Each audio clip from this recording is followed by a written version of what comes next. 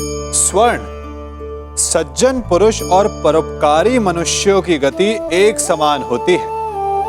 यदि स्वर्ण टूट जाए तो उसे गर्म करो, ताप दो, पिघल कर वो फिर से जुड़ जाता है।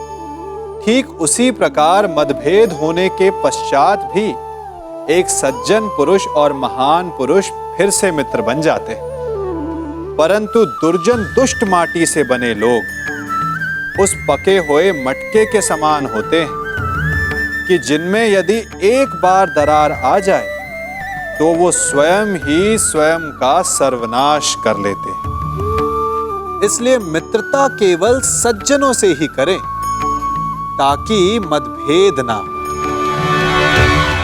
दुष्टों का समूह अपना नाश स्वयं ही कर लेता है।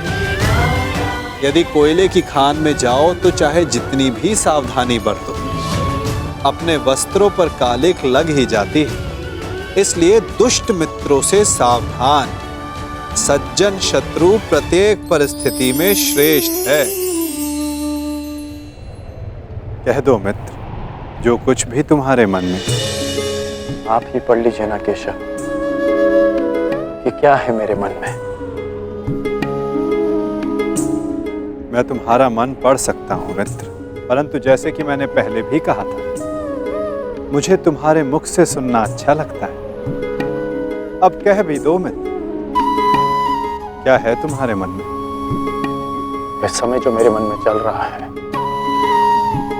वो ये है कि आपने मुझे पांडवों के पक्ष में आने का प्रस्ताव दिया था।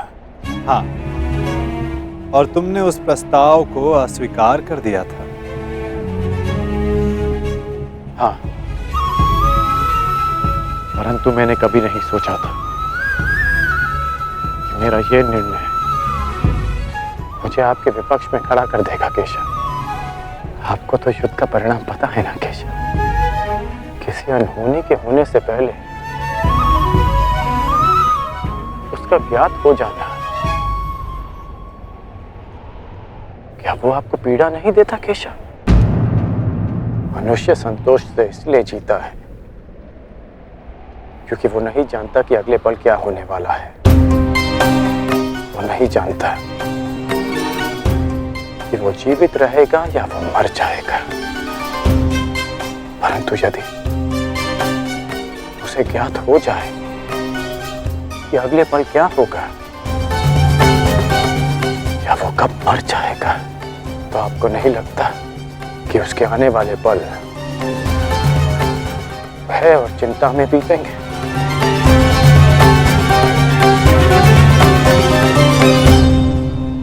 ये सोच पर निर्भर करता है अंगराज। यदि मनुष्य को अपना अंत ज्ञात हो तो हर वो क्षण जिसे हम व्यर्थ करते हैं उन क्षणों को जिया भी जा सकता है। इस नदी को देख रहे हो, इस बहती नदी को पता है कि अंततः इसे सागर में जाकर मिल जाना। अधिक ज्ञान पीड़ादायी नहीं होता मित्र। अधिक ज्ञान उचित निर्णय लेने में सहायता करता है। यदि तुम्हें भी भूत और भविष्य का कुछ अधिक ज्ञान होता तो कदाचित तुम भी अधिक न्यायपूर्वक निर्णय कर पाते।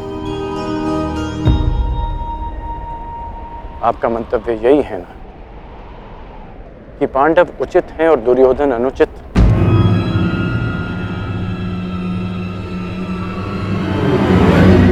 क्षमा कीजिएगा,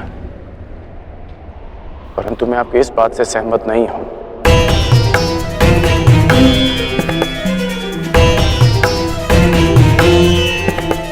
मुझे लगता है केशव कि दोनों अपने अपने स्थान पर दोषी हैं।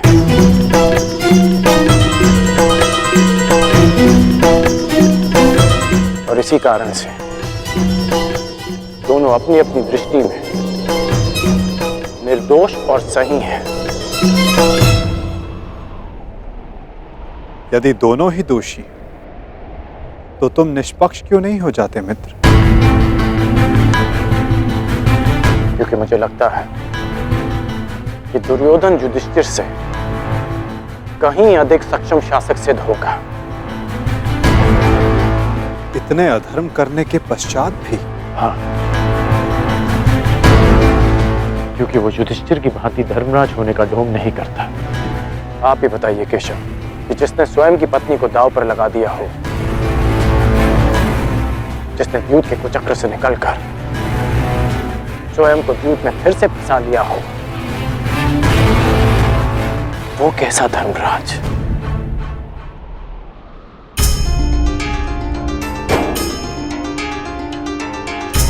युधिष्ठिर की असमर्थता के कारण। राजकुमार युधिष्ठिर, मेरे शौंड की रक्षा कर लीजिए। मेरा अनुज मृत्यु की भेंट चढ़ गया।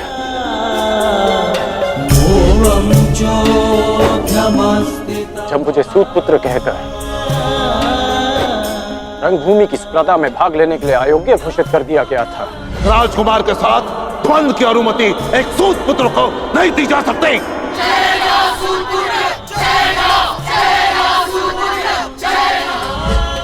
तब भी धर्मराज का धर्म मौन था। ऐसे में दुर्योधन ने मेरा हाथ थामा, जिसे आप अधर्मी कहते हैं। आज मैं अंगराज हूं, परिवर्तन के लिए खड़ा हूं। वो केवल दुर्योधन के कारण केशव। मैंने कहा था ना, यदि तुम्हें तनिक अधिक ज्ञान होता तो तुम उचित निर्णय ले पाते मित्र।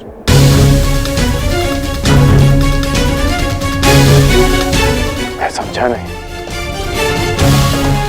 तुम सदा स्वयं को सूत पुत्र समझते आए होकर, और यदि तुम्हारा ये ज्ञान मिथ्या हुआ तो? मिथ्या? हाँ कर, क्योंकि तुम्हें तो पता ही नहीं कि तुम वास्तव में हो कौन। मुझे ज्ञात है कि मैं कौन हूं, और मुझे गर्व है कि मैं अधिरथ पुत्र कर्ण हूं, राधे पुत्र कर्ण हूं, सूत पुत्र कर्ण हूं।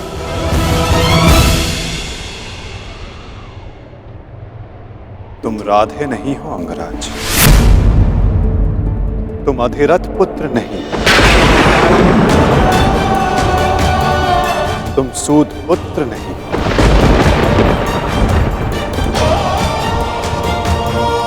तुमने कभी ये नहीं सोचा कर्ण कि एक सूत पुत्र के शरीर में दिव्य स्वर्ण से मणित कवच और कुंडल क्यों है?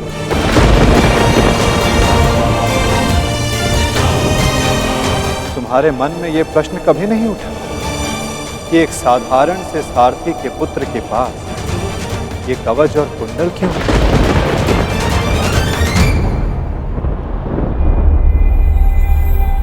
क्या तुम ये सोचकर कभी व्याकुल नहीं होते कर्ण कि तुम शेष से इतने भिन्न क्यों हो? तुम सूर्य पुत्र कर्ण, सूर्य पुत्र कर्ण, सूर्य पुत्र कर्ण, सूर्य पुत्र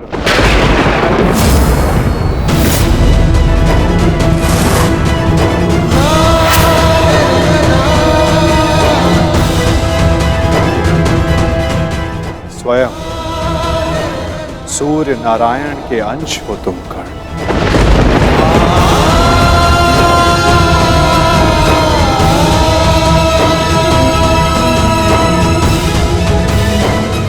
यह सत्य है, मेरे पिता अधिरथ हैं, और मेरी माता राधा। सत्य से भागो मत कर्ण, और सत्य यही है कि अधिरथ तुम्हारे पालक पिता हैं। तुम उन्हें गंगा किनारे मिले थे, कभी सोचा नहीं कि क्यों सूर्य का तेज तुम्हारे मुखमंडल पर रहता है? कभी अनुभव नहीं किया मित्र कि क्यों सूर्य का ताप तुम्हारे शरीर पर स्निग्धता का अनुभव कराता है? तब भी समझ नहीं आया तुम्हें जब दिग्विजय करते समय पांचाल युद्ध में क्यों शत्रु पक्ष पर सूर्य देव का ताप बरस रहा था? क्योंकि तुम अधिरथ पुत्र नहीं, तुम सूर्य देव का आशीर्वाद हो कर्ण।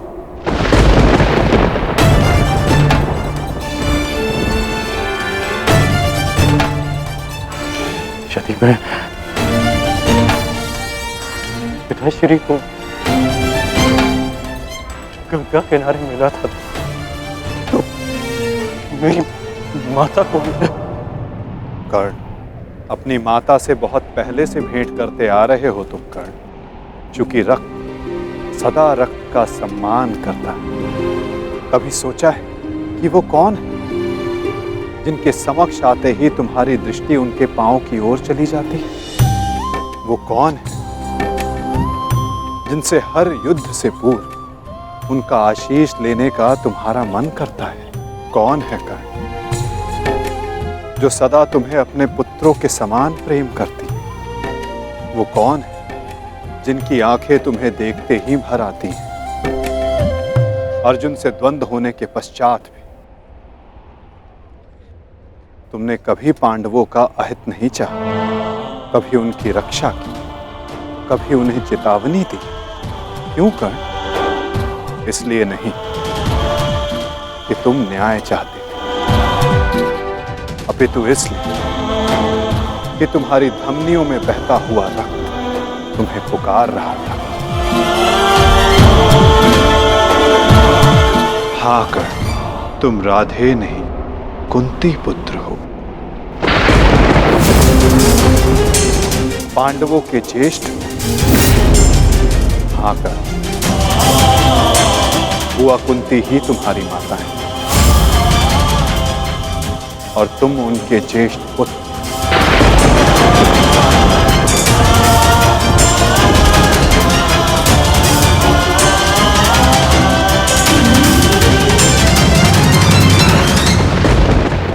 ये सत्य नहीं है। कह दीजिए केशव कि यह सत्य है। आप चाहते हैं ना कि मैं पांडवों के पक्ष में हो जाऊं, अपने मित्र का साथ छोड़ दूं, इसलिए आप मेरे साथ छल कर रहे हैं। हाँ, आप छल कर रहे हैं मेरे साथ। यदि मेरा कथन तुम्हें छल लगता है मित्र, तो जाओ स्वयं उनसे जाकर पूछो जिनके नाम से तुम संसार को अपना परिचय देते। भद्र अधिरथ और देवी राधा से जाकर पूछ लो।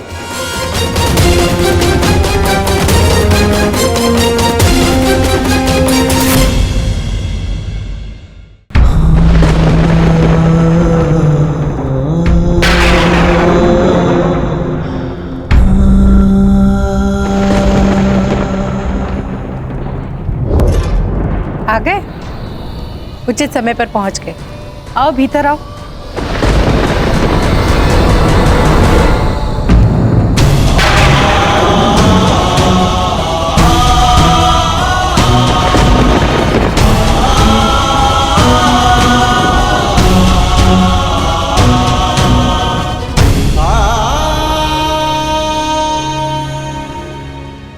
क्या हुआ पुत्र?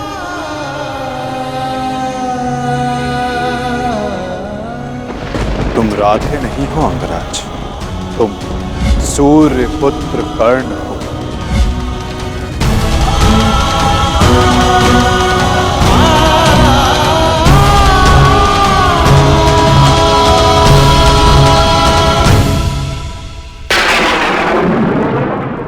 एक बार फिर से पुत्र कहकर पुकारिए ना। पुत्र?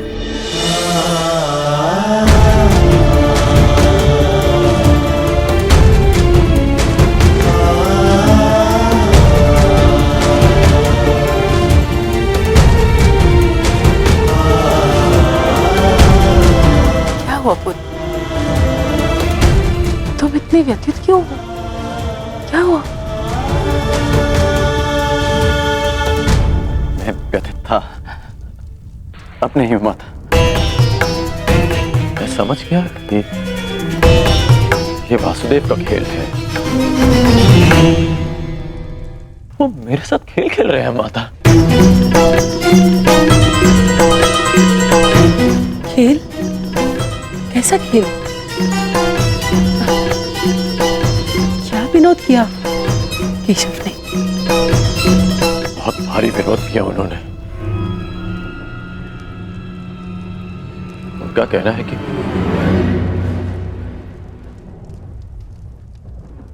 आप दोनों मेरे पालक माता पिता हैं।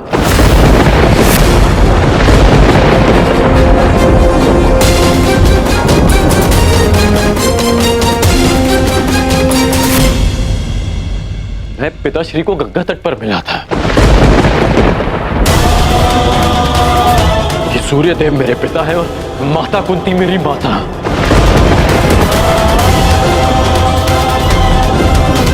परंतु मुझे विश्वास है कि यह सत्य है।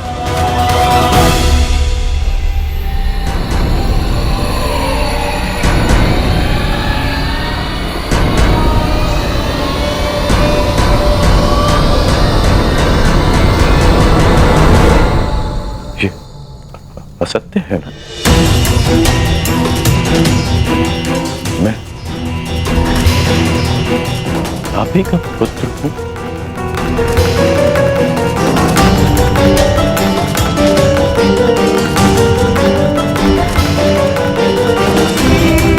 मैं आप ही का पुत्र हूं ना?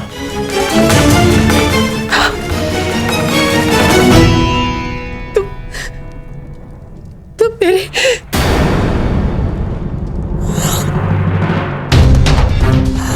क्या हुआ माता?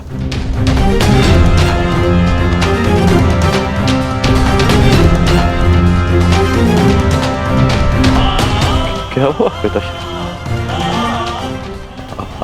आप दोनों मौन क्यों हैं?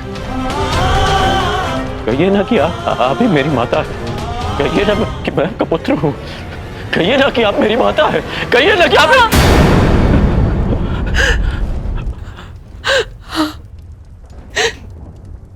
मैं तुम्हारी माता हूँ।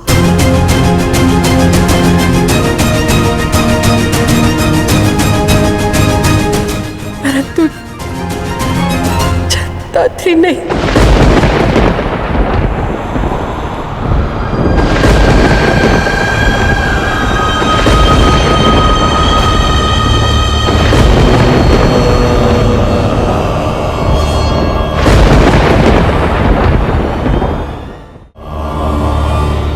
मैंने तुम्हें जन्म नहीं दिया।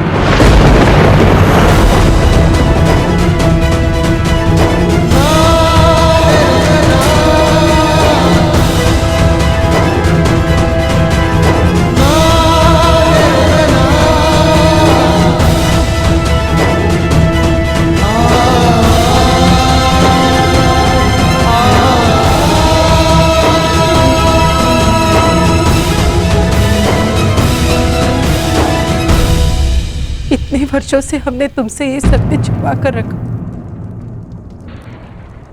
कि देवी कुंती तुम्हारी माता है।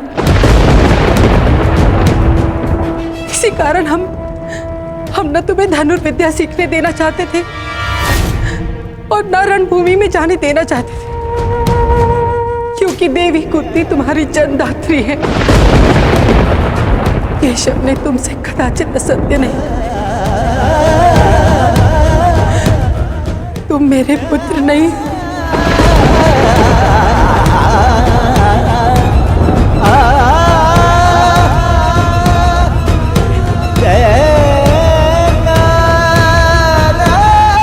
मैं तुम्हारी माता नहीं हूं।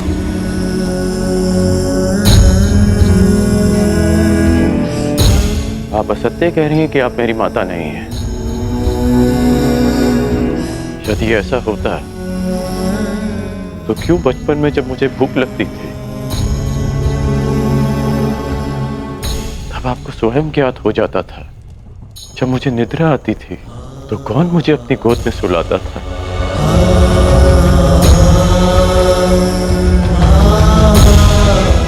आप ही ना। जब मैं शिक्षा पूर्ण कर घर वापस लौटा तो आपको बिना ज्ञात हुए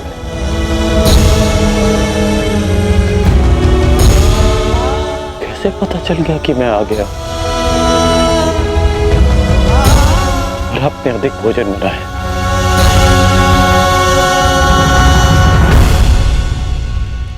क्यों मेरे राज्याभिषेक पर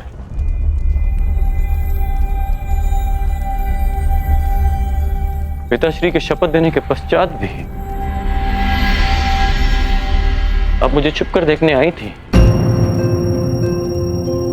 जब मैं अंग जा रहा था तब क्यों मुझे परिवर्तन का आशीष दिया?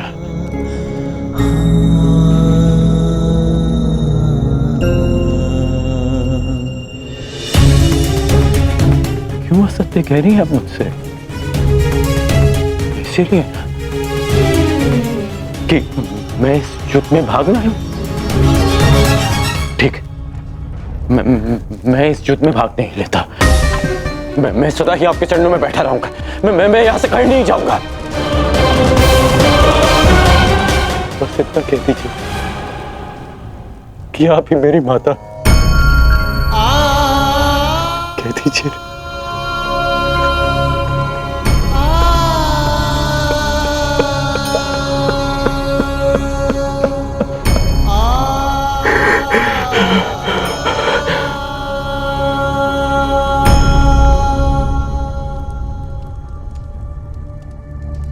आपके अश्रुओं ने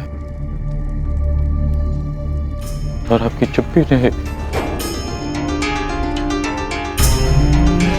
सत्य सामने ला दिया। धर्मं च लोभं च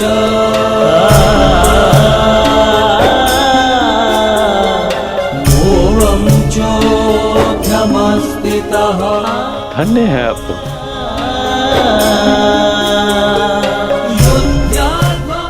किसी और की संतान इतना प्रेम दे।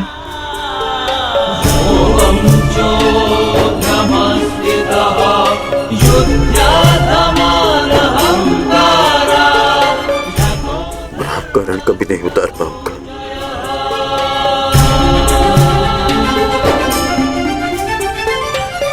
अब मेरा सत्य भी सुन लीजिए। मैं सदा राधेकरण ही कहलाऊंगा।